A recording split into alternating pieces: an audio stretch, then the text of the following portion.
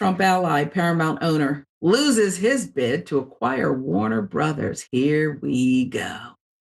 According to Mediaite, Netflix has emerged as the winner of a bidding war for Warner Brothers.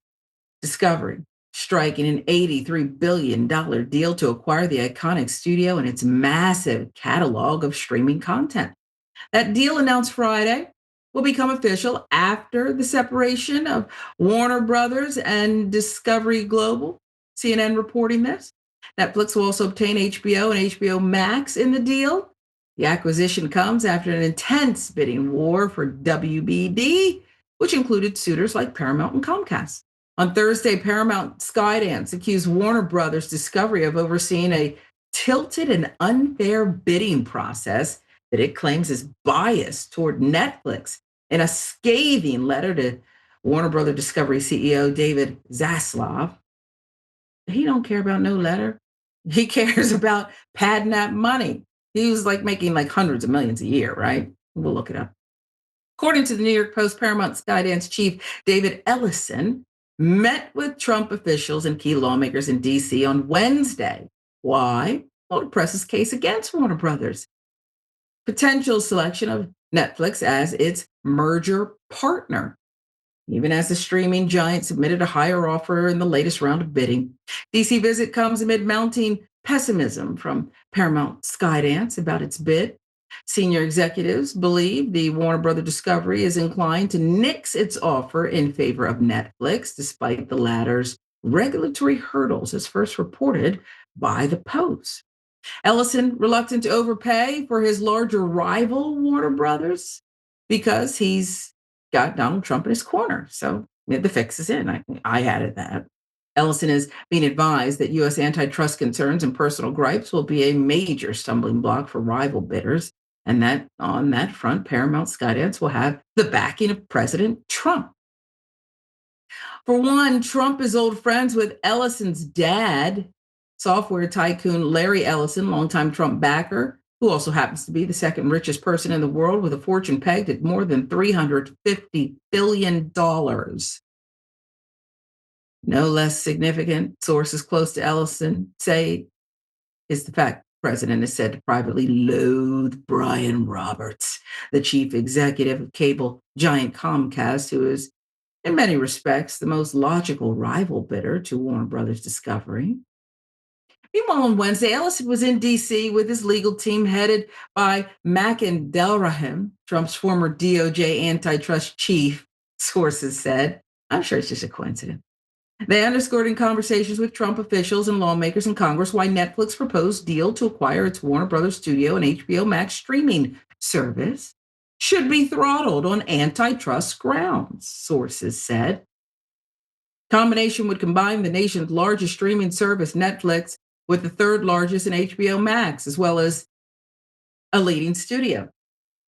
This is so rich. I mean, all these guys are swimming in the same TikTok pool, okay? They've got us.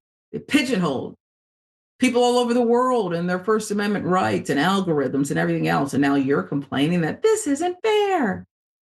You've cornered the market.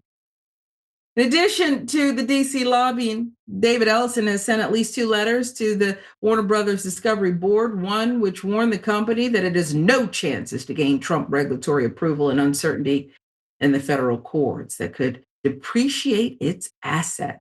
Well, that's a threat. Second, more strident letter came Thursday, just as Warner Brothers Discovery was asking for another round of bids. In that, Paramount Skydance wrote that Warner Brothers Discovery embarked on a myopic process with a predetermined outcome that favors a single bidder. It accused top officials involved in weighing the bids of conflict of interest, since they might be offered jobs at the combined entity if Netflix wins. I mean, they're going to be rich, so are they really working anyway? Whatever. How CBS News since Ellison took over. Let's get into that. CBS News editor-in-chief Barry Weiss will moderate a town hall next week with Erica Kirk, the widow of Charlie Kirk, for a town hall event that will air on the network December 13th. Ellison selected Weiss for ideological and editorial reasons. Weiss had positioned herself as this scourge of supposedly woke and DEI-driven liberal media, presumably a stance that appealed to Ellison, the son of tech billionaire Larry Ellison, Trump supporter who put up much of the money that financed his son's recent takeover of Paramount. All I know is I started getting calls from my friends who were in some key positions at CBS. It doesn't mean anybody listened to them. Some of the smartest people I know. I said, "Hey, how's it going? Is it getting rough up there?" This was within minutes of the deal getting done. And they each wrote back, "Well, I've been let go. I left Wednesday. I left this day. I left," it was pretty sad.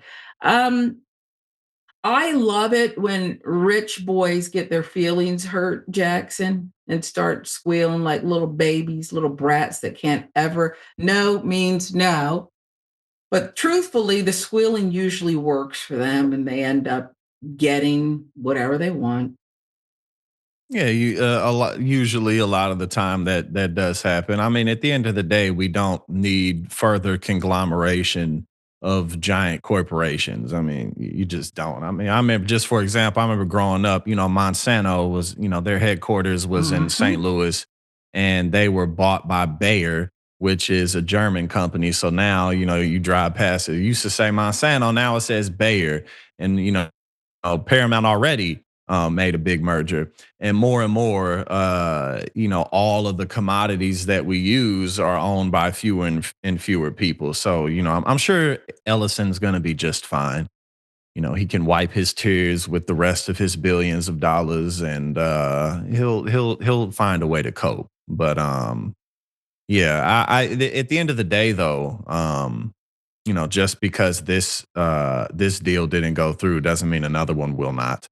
It doesn't Yeah. mean that the landscape of corporate American culture has changed. They just got another massive tax break from the Trump administration, the repercussions of which we haven't fully felt yet. So the problem still remains. Yeah, it does. They have just, I mean, it was bad before. It wasn't like we didn't realize what was going on. But the fact that it's just playing in our faces, just this so overt. It's just fascinating to me. Shouldn't be, but it is. What up? This is your man, Dr. Rashad Richey. Listen, thank you for watching. If you like more of this content, if you want some more of it, here's what you got to do. Support the channel by tapping that like button. Leave a comment on this video. Subscribe to the channel. Also, press the bell icon so you get notifications every time I'm live with you. And also, I would love it if you would consider becoming a member. Become a member of the Train of Truth. Welcome to Indisputable.